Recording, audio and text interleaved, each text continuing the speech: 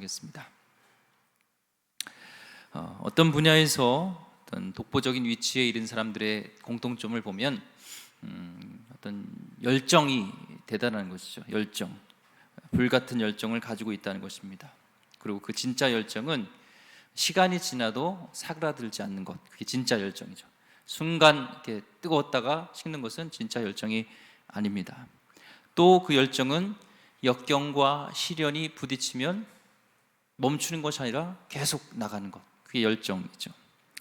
우리 사도 바울은요, 이 복음 전파에 있어서도 열정적인 사람이었죠. 우리 지난 시간에도 이 빌립보에서 감옥에 들어갔는데도, 매질을 당했는데도 그곳에서 기도하며 찬양하고 또 간수에게 말씀을 전하고 또 복음을 전하며 그는 같이 축제의 시간으로 만드는 열정, 복음의 열정, 어디서든 하나님에 대한 그 열정을 우리가 알 수가 있습니다. 이런 사람은 세상이 감당할 수 없는 사람이죠. 오늘도 그 세상이 감당할 수 없는 그런 사람, 사도 바울 같은 사람, 우리 성도님도 그런 세상이 감당할 수 없는 열정의 사람이 되길 소망합니다. 오늘 말씀은 이제 빌립보에서 남서쪽으로 한 160km 정도 떨어져 있는 데살로니가에서 일어났던 사건입니다. 빌립보에서 밑으로 남서쪽으로 내려오죠. 한 160km 정도에서 비옥한 평야지대고 정치와 교통과 상업의 중심지였던, 인구가 상당히 많았던 그런 곳이 바로 이 데살로니가 지역이었습니다. 이곳에서 2절 보니까 바울이 자기의 관례대로 그들에게로 들어가서 새 안식일의 성경을 가지고 강론하며, 바울은 자기 관례대로, 자기 관례가 있었어요. 항상 이 도시에 있는 회당에 가서 말씀을 전했습니다. 그러니까 그의 강점은 회당 중심이었어요. 왜냐하면 자기가 그런 율법, 가말리엘의 최고 율법학자에서 배웠고 회당에서 어렸을 때부터 있었던 것이 익숙한 거예요. 또 구약에 대해서도 능통하기 때문에 그 말씀을 가지고 구약을 통해서 복음과 접근하는 것이 좋았습니다. 그래서 그는 항상 관례대로 회당에서 복음을 전했고 말씀을 전했고, 또 하나의 전략은 회당이 없으면 소그룹 있는 곳에 가면 또 그곳에서 기도 운동을 시작했던 것. 그러니까 그의 선교 전략은 말씀과 기도였습니다. 그는 가는 곳마다 먼저 건물을 짓거나 어떤 시스템을 만들지 않았어요. 말씀, 복음을 전하고 또 거기서 기도의 운동을 일으킬 때 거기서 이 사람 중심으로 교회가 생기는 것이죠. 교회는 돈으로 또한 건물을 지어서 부흥하는 게 아닙니다. 말씀과 기도, 이게 본질이 되었을 때 교회가 되어지고 교회가 부흥이 되는 줄 믿습니다. 보면은 막 시스템, 예전에 우리 김동 목사님 막 부흥하는 교회, 김동환 교회나 있을 때 많은 교회에서들이 막 찾아왔다는 거예요. 매뉴얼 좀 주세요. 어떻게 부흥합니까? 그런데 그분이 매뉴얼을 주면서 그랬다고 하더라고요. 이게 되니까 매뉴얼이 필요한 것이지, 시스템이 필요한 것이지, 시스템이 돼서 부흥하는 건 아닙니다. 그래요. 처음에 말씀과 기도로 부흥이 되어지고, 그러다 보니까 성도들이 많아지고 말씀 양육도 필요하고 또 전팀도 필요하고 구역도 필요하고 이렇게 되어서 시스템과 이게 생기는 것이지 처음부터 시스템을 갖춰서 되는 건 아니에요. 그래서 우리 교회는 본질적인 말씀과 기도에 전무하며 말씀과 기도로 이루어지는 그런 교회가 되길 소망합니다. 2절에 새 안식일에 걸쳐서, 새 안식일이니까 3주 동안이죠. 3주 동안 다른 거 안 했습니다. 성경을 가지고 강론했어요. 3주 동안 바이블 스터디를 쭉 하니까 데살로니가 교회가 세워졌어요. 성령의 사람은 달라요. 3주를 통하여서 3주만 그와 같이 말씀을 같이 공부하면 교회가 세워지는, 사람이 변화되어지고 거듭나어지고 그의 일꾼으로 세워지는 일들이 일어나는 것이죠. 우리 몇 년을 다녀도 내가 모태신앙이라고 하는데도 아무런 발전이 없는데 3주 동안 하나님 말씀을 들으니까 사람이 변화되는 거예요. 성령의 불은 전염되죠. 성령의 사람은 불을 지르죠. 그래서 저와 여러분의 만남이 이런 만남이 되길 원하고, 또 여러분도 가는 곳마다 그와 몇 주만 교제하면 성령의 역사하심을 통해서 그가 예수님의 사람이 되는 일들이 일어나길 원합니다. 예수님 믿은 지 좀 시간이 되면 말씀이 내 안에 들어가면 변화돼요. 가치관이 변화되고, 이 말씀의 능력이기 때문에 생각이 변화되고, 가정이 변화되고, 삶이 변화되어야 되는 것이 이게 정상이에요. 또 3주 만에 이런 놀라운 역사들이 일어났습니다.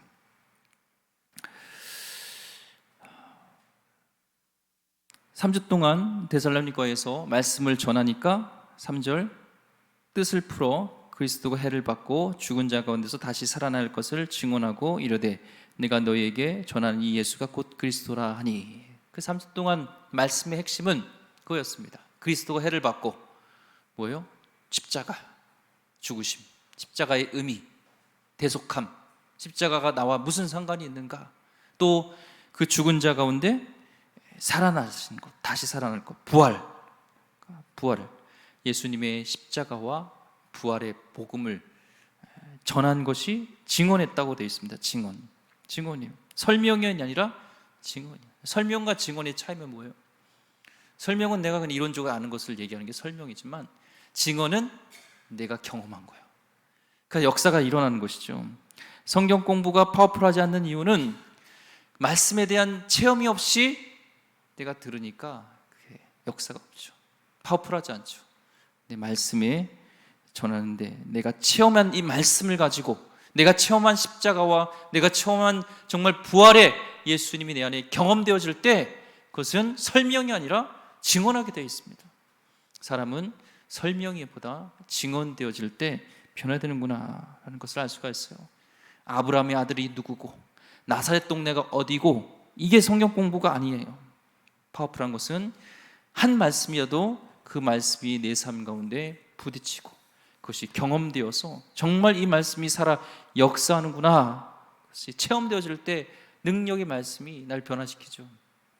성경 공부는요, 어떤 골들배를 울리기 위해서 배우는 그런 지식이 아닙니다. 말씀을 체험하기 위해서, 그리고 그것을 증언하기 위해서. 증언하고 뭐라고 했냐면 이 예수가 곧 그리스도다 했다. 여기는 한이라고 되어 있지만 영어로에 보면은 proclaim이라고 있어요. proclaim은 이 선포하는 거예요.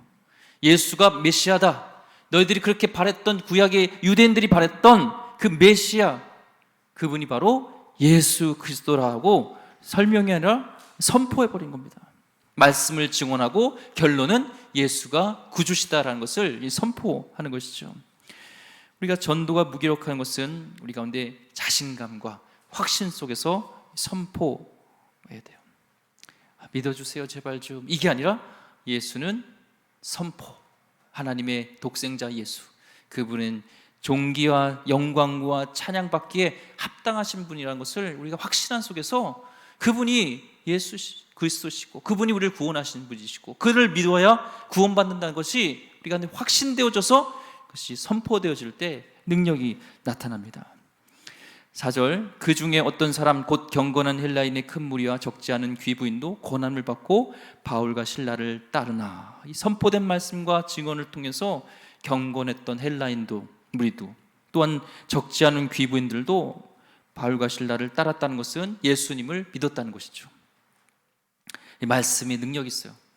그런 체험의 말씀을 전할 때 사람이 거듭나게 되죠. 베드로전서 1장 23절 말씀에 너희가 거듭난 것은 썩어질 씨로 된 것이 아니요 썩지 아니할 씨로 된 것이니 살아있고 항상 있는 하나님의 말씀으로 되었느니라.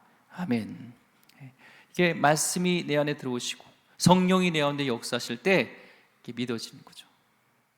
나도 돌아보면서 이 말씀 묵상하면서 내가 예수님을 어떻게 믿게 되었지? 이 성경에는 믿을 수 없는 일들이 너무 많은데 어떻게 오병이어의 사건이 일어나지? 이거는 질량 보존의 법칙을 깨뜨리는데. 어떻게 무리를 걸으시지? 이거는 만유인력 법칙을 깨는데. 그런데 믿어지게 하는 거예요. 말씀이 들어가서 먼저 설명되어 내 안에서 있고, 이 지식과 이게 모든 것들이 이성으로 이해가 된 후에 성령이 그 가운데 역사하심을 통해서 그것이 믿어지는 일들이 일어나는 것이죠. 말씀은 능력이 있고, 오늘도 이 설교 시간을 통해서 누군가가 구원받게 되는 그런 시간이 될 줄 믿습니다. 미국의 한 샌디에고에서 사역자로 되었는데 그분의 간증이 그래요. 사역자 되기 전에 그는 월남 참전 용사였는데 이 전쟁에 대한 트라우마가 있어가지고 이 술을 먹지 않으면 잠을 잘 수 없는 우울증과 그 알코올 중독이 있어요. 그래서 내 이런 인생을 살 수 없다 해서 그 괴로움 속에서 이제 총기가 허용이 되잖아요, 미국은요. 그래서 죽으려고 총을 턱에다 대고 방아쇠를 당기려고 하는 순간 TV에서 빌리 그램 목사님 설교가 나온 거예요. 근데 그 말씀 속에서 예수님을 만나게 되어지고 구원받게 되어지고 헌신하게 되어지고 목회자가 된 것이죠. 하나님께서도 오늘 하나님의 말씀을 통하여서 선포를 통해서 이런 잃어버린 영혼을 찾으시고 구원받게 되는 역사함이 있는 줄 믿습니다. 그러니까 설교를 잘할 보다 이 성령의 역사하시며 바울이 할 때 간증을 통해서 증거하고 확신 속에 얘기하니까 그 가운데 성령이 역사하시니까 많은 사람들이 믿게 되는 거예요. 그래서 이런 은혜 가운데 복음이 전파된 곳에 또한 핍박이 있죠. 불량배까지 동원해서 폭동이 일어납니다. 5절 말씀. 그러나 유대인들은 시기하여 저자의 어떤 불량한 사람들을 데리고 떼를 지어 성을 소동하게 하여 야손의 집에 침입하여 그들을 백성에게 끌어내려고 찾았으나, 유대인들은 불량한 사람들을 바울 일행이 머물고 있는 야손의 집에 이제 투입시킵니다. 근데 이미 바울과 실라는 떠나고 없었어요. 그러니까 남아있던 야손과 식구들만 끌려나간 것이죠. 그러면서 그들의 제목을 7절에 보니까 희한한 제목입니다. 7절에 야손이 그들을 맞아 들였도다. 이 사람들이 다 가이사의 명을 거역하여 말하되 다른 임금 곧 예수라는 이가 있다 하더이다 하니.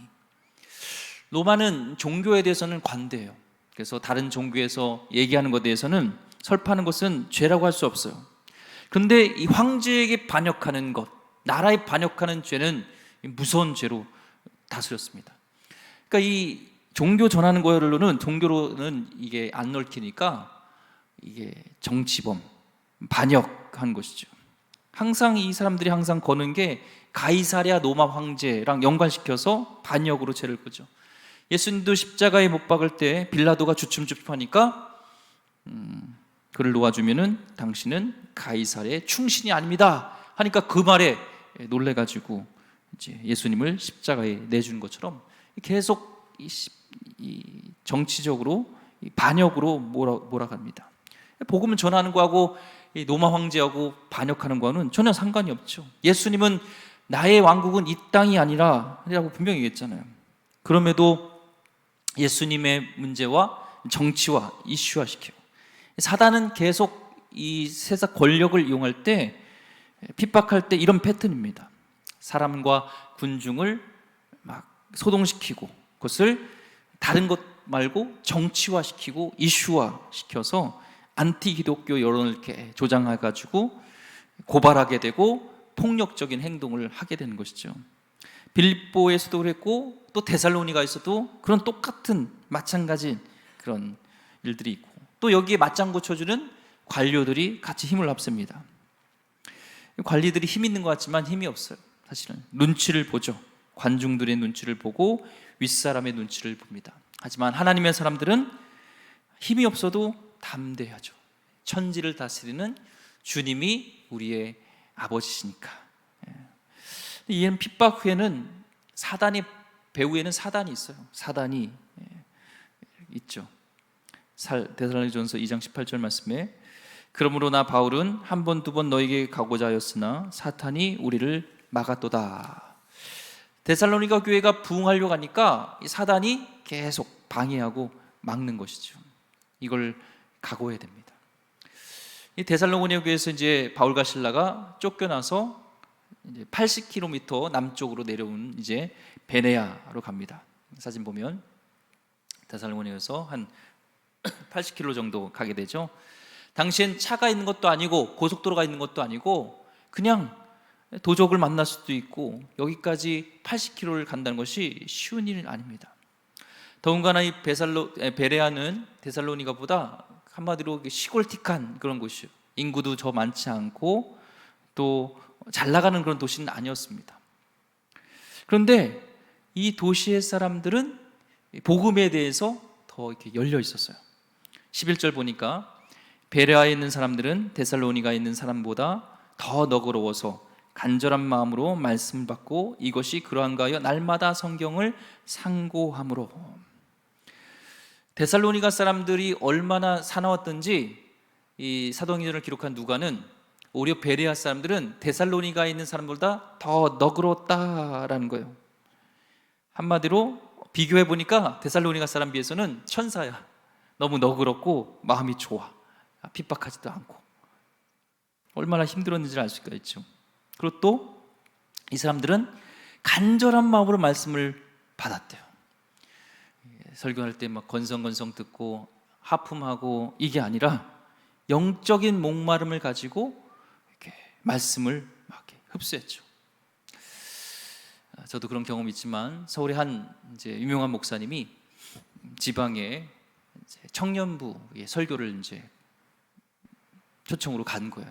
담당으로 한 시골에 한 20명 정도 모이는 이제 청년들 있는데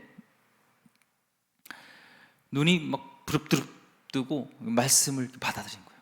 아멘 막 하면서 보통은 청년들 보면 막 예배 시간에 그렇지 우리 교회 청년들은 안 그러겠지만 이게 스마트 보고 막 이렇게 태도가 불량하잖아요. 그런데 부끄러울 정도로 자기를 막 뚜렷이 쳐다보면서 너무 막 간절한 그 보는 꼭 신탁처럼 하나님이 나에게 주시는 진짜 나에게 주는 오늘 말씀 그 간절함으로 이렇게 듣고 있는 거예요. 그래서 준비한 설교보다 2배를 더 했다는 거예요. 설교의 길이와 청중의 반응은 비례합니다. 그래서 오늘 목사님이 설교가 짧았다 그러면은 아유 오늘 별로 내 마음 우리 성도들이 마음이 준비가 안 됐다 이렇게 생각하시면 돼요.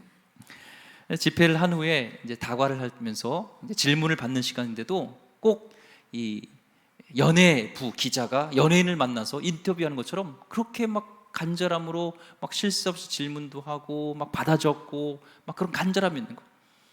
끝나고 나서 이제 담임 목사님이 그런 얘기를 하는 청년부 당담 목사님이 보통 유명한 목사님들은 서울 교회나 큰 교회에서 다 이렇게 모셔가기 때문에 우리 이런 시골 교회 정도는 올 기회가 없는데 그 유명한 목사님이 서울에서 여기까지 왔다는 얘기를 듣고 이 청년들이 너무 갈급함, 간절함으로 이렇게 나왔다는 거죠. 오히려 그 목사님이 감동을 받았다는 거예요. 설교하신 목사님이 오늘 이 간절한 마음으로 말씀을 받았다는 것이 우리는 한 절이 너무나 이렇게 무감각하고 그냥 간절한가 보다 이런데 좀 쉽게 받아들이게 해서 그런 거예요. 그렇게 말씀을 간절한 태도 마치 목마른 사슴이 시냇물을 찾듯이 갈급함이 있었다는 거예요. 여러분도 이런 말씀에 대한 갈급함이 있기를 원합니다. 이거 굉장히 중요해요. 은혜는 하나님이 주시는 것이지만 간절히 찾는 자에게 하나님은 만나주세요. 응답하시고 그 말씀이 능력이 돼요. 저도 그렇더라고요. 말씀이 있어서 갈급함이 있을 때 오늘 하나님 나에게 이 말씀이 나에게 생명의 양식이 되어야 됩니다. 하나님 오늘 말씀하여 주셔야 됩니다. 그래야지 내가 살 수가 있습니다. 그런 간절함으로 나올 때와 그냥 아유 오늘 또 수요 예배네 뭐 1년 365일 중에 하나야지 이런 마음과는 달라요. 또 이들은요 날마다 성경을 상고했다고 합니다. 매일 말씀을 상고했다는 것은 매일 말씀을 뚫어지게 성경 말씀을 봤다는 거예요. 말씀 붙잡고 계속 기도하고 생각하고 우리는 예배 끝나면 이 영성 채널이 끝나고 예배 끝, 말씀 끝 이제는 다시 딴 세상으로 사는 분들이 있어요. 근데 이분이 아니었다는 거예요. 설교 시간에 말씀을 듣고 삶으로 돌아가서 매일 상고하면서 말씀을 더 깊이 파고 계속 본문을 읽어보면서 주시는 은혜 나에게 주신 은혜를 계속 상고했다는 거예요. 목마른 자에게 하나님은 기름 부어주십니다. 스스로 우리 말씀을 씹고 묵상하면서 몸부림쳐야 되는 거예요. 다른 게 없어요. 부흥은 리바이벌 다시 사는 거잖아요. 뭐로 다시 사는 거예요? 말씀으로 다시 사는 것이고 다시 하나님에 대한 갈망은 말씀에 대한 갈망이에요. 내 안에 말씀이 갈망이 없다는 것은 하나님에 대한 갈망이 없다는 거예요. 시간에 다시 한번 리바이벌이 일어나기를 원합니다. 리바이벌은 숫자적인 팽창이 아니에요. 각 심령마다 부흥의 역사들을 보면요 한 영혼이 부흥이 하나님에 대한 열망이 일어나는 거예요. 죄에 있던 사람이 죄를 끊어버리고 이제는 하나님을 쫓겠노라 하나님 뜻대로 살겠노라 그렇게 자발적으로 나가는 것 이게 리바이벌 부흥입니다. 한 분이 2년 동안 이 말씀을 이렇게 읽으면서 자기가 은혜 받은 말씀을 옆에다 막 썼어요. 거의 주석처럼 은혜 받은 말씀을 쓰고, 당시에는 뭐 이렇게 인터넷이나 이런 게 발달이 안 됐는데도 심지어 우리 주일날 봤지만 이 민수기에서 두 번째 인구조사 때 그걸 일일이 다 비교해 본 거예요. 그래서 하나님 말씀이 사실인 거예요. 주님 신실하십니다. 왜요? 유다는요 보니까 더 부흥했어요. 근데 시몬은 악한 일을 하다 보니까 인구가 줄어들어요. 정말 하나님은 이 천대까지 그 자손을 부흥시키는, 축복하시는 하나님인 것을 그 민수기에서만 봐도 알 수가 있어요. 비교하면서 바울의 선교 여행을요 이 세계 지도에다가 직접 그리면서 막 가져서 갖고 다니는 이 자기 은혜 받은 말씀 노트, 이게요 막 너덜너덜 하는 거죠. 그렇게 말씀을 상고하고 매일 하신 분을 통해서 그분은 하나님을 만나죠. 그렇게 만난 하나님과 대충 말씀도 잘 모르고 읽지 않고 살아가는 우리가 믿는 하나님과 같은 하나님이지만 깨달은 은혜는 다를 거예요. 우리 한번 도전하길 바랍니다. 말씀에 대한, 내가 하나님을 안다지만 너무나 우리가 10년, 20년, 30년 지나도 똑같은 하나님을 우리는 생각하고 있지 않나요? 하나님의 그 무한하신 하나님을, 그 높고도 깊고도 그 무한하신 하나님을 더 알기 위해선 말씀을 상고해야 돼요. 베레아 사람이 그랬다는 것이죠. 토요일날 우리 중고등부 또 청년부 같이 이렇게 축구를 했습니다. 우리 서경대학교 가서 저도 같이 어울렸어요. 설교 시간에만 이렇게 아니라 어울려줘야지 또 같이 이렇게 만나잖아요. 잘하더라고요, 학생들요. 몰랐는데 청년들이 좀 봐줘서 그런지 막 잘하더라고요. 저도 청년부로 갔는데 잘해요. 진짜 잘하더라고요. 다음에 또 하자고 그러는데, 그리고 또 짜장면도 사주고 이렇게 왔는데, 이 관중으로 축구를 보는 거하고요 직접 뛰어보는 건 달라요. 마찬가지입니다. 이들은 날마다 듣는 것이 아니라 그걸 가지고 직접 삶에 적용하고 계속 있었다는 것이죠. 그러니까 열매가 많이 맺힌 거예요. 12절에 그 중에 믿는 사람이 많고 또 헬라의 귀부인과 남자가 적지 아니하나. 누가 교회의 기둥이 될지 몰라요. 참 이게 하나님은요 서프라이즈가 있습니다. 서프라이즈. 빌립보 감옥에서 그 간수가 예수를 믿고 빌립보 교회의 기둥이 될지 누가 알았어요. 거기서 옷장 사던 그 루디아가 또 자기 집을 교회 터전으로 해가지고 거기를 중심으로 또 교회가 세워질지 어떻게 알았어요? 베레아에도 이렇게 핍박을 통해서 이제 데살로니가에서 왔는데 베레아에게 추수할 일꾼들이 많이 있었다는 것을 우리는 모르죠.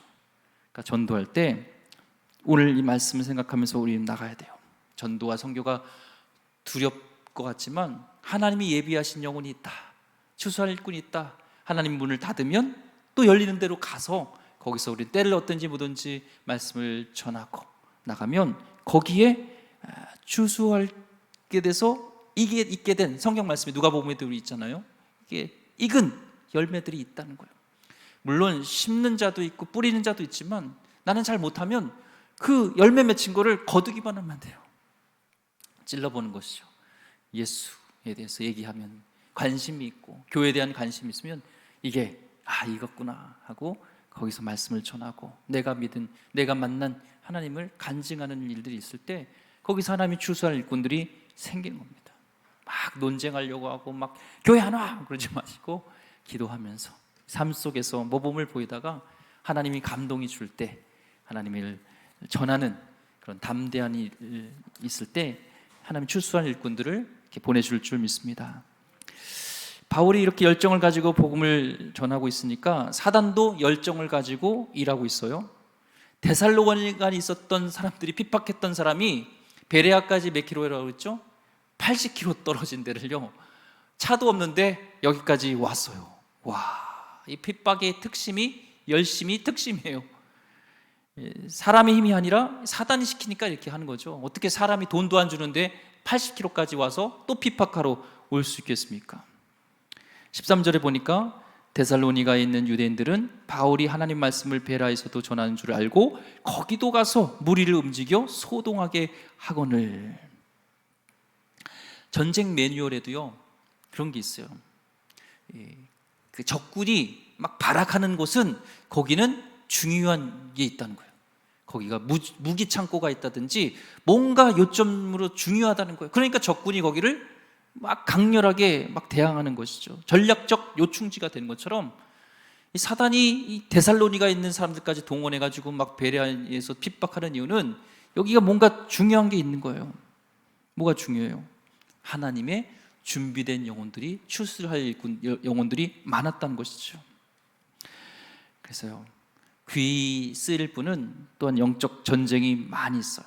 그곳에 사단이 공격이 많다는 것은 또 하나님의 은혜가 있다는 것이고, 뭔가 사단이 싫어하는 거예요.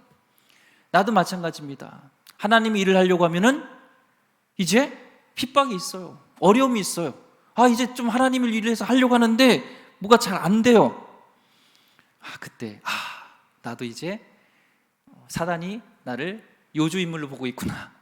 옛날에는 쟤 건드려도 별 피해가 없어. 근데 이제 요주 인물로 보면서 사단이 나를 인싸있는 거예요. 쟤도 인싸되는 겁니다. 베레아 형제들이 바울을 피신시켰고, 바울은 이제 배를 타고 이 아덴이라고 하는 것이었죠. 아테네로 갑니다. 주어진 시간 동안 열심을 다해서 그 일을 감당하다 또 하나님이 다른 길을 열면 또 가는 거예요. 닫으면 열고, 또 닫으면 하나님이 여는 사인으로 또 다른 데로 가고. 바울은 그렇게 하면서 갔습니다. 갈등하지 마시고 하나님이 열면 가고 또 닫으면 또 다른 데로 가고.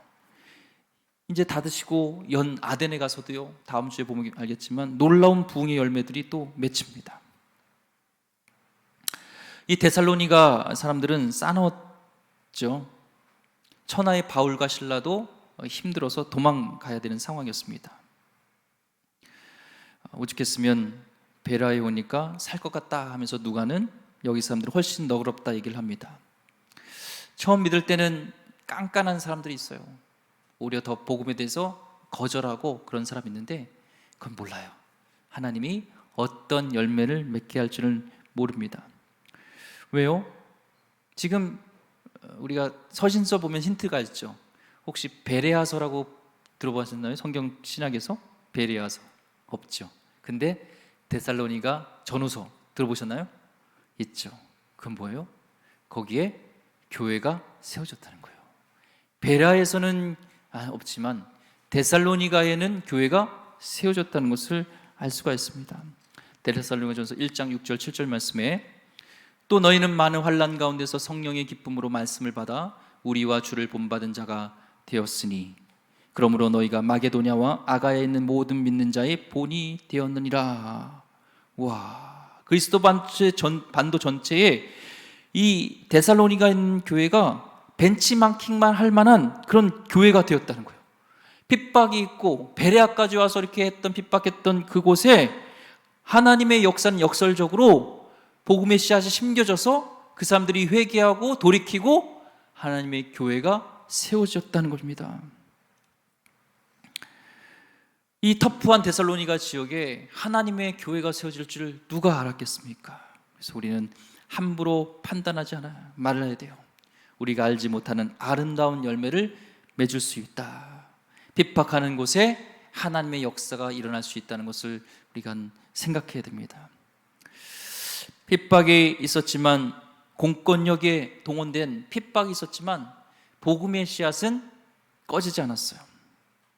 말씀을 정리하면서 우리 이제 한국 교회와 이 사도 바울이 이제 지나가는 이 초대 교회의 역사들을 우리가 비교해 볼 때 우리는 너무 기가 죽어 있는 것 같습니다. 일제 시대는 불과 1%밖에 안 되는 그리스도인들이 교육, 의료, 사회 이곳에서 영향력을 끼쳤어요. 지도자들이 많았어요. 민족 대표 33명 중에서 16명이 다 크리스천이었습니다. 민족의 정신을 이끌어갔던 사람들은 크리스천들이었어요. 7, 80년대 그렇게 막 최루탄이 날려가는 그런 캠퍼스에서도요, 복음의 씨앗을 심고 복음을 터뜨렸던 그런 열정을 가지고 나갔던 것이 한국 교회였습니다. 그때는 적어도 민족의 가슴마다 비 묻은 그리스도를 심어 푸르고 푸른 그리스도의 계절이 오게 하자. 저도 외쳤어요. 누가, 내가, 언제, 지금 하면서 그렇게 막 외쳤던 기억이 납니다. CC라는 집에서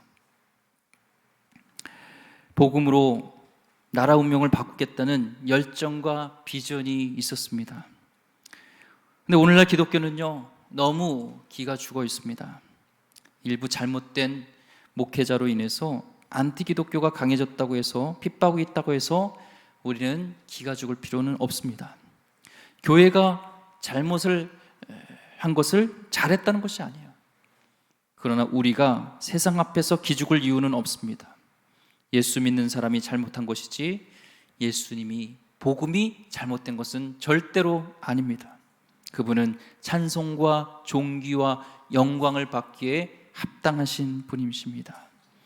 다시 한번 우리는 오늘 사도 바울의 열정을 보면서 복음에 대한 우리는 확신을 다시 한번 돌아보기를 소망합니다. 외롭고 가난한 가운데서도 복음을 전하는 그런 목회자들, 선교사님들, 복음의 열정 있는 사람들이 있습니다.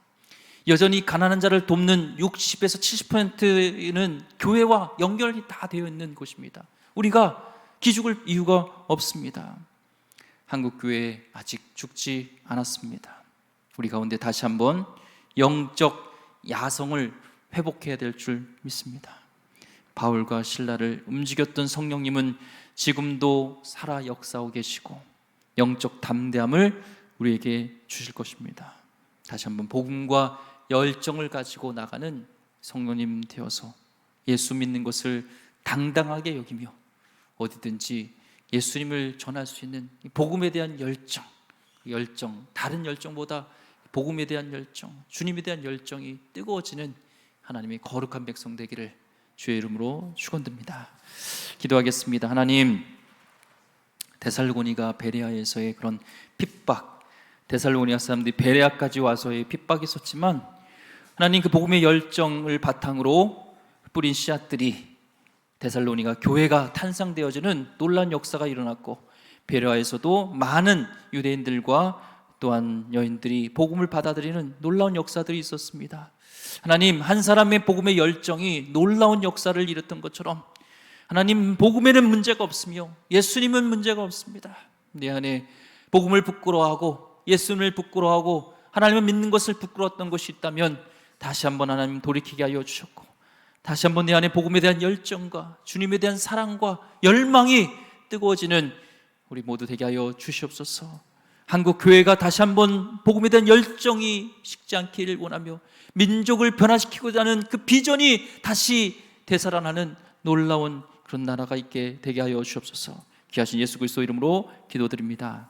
아멘.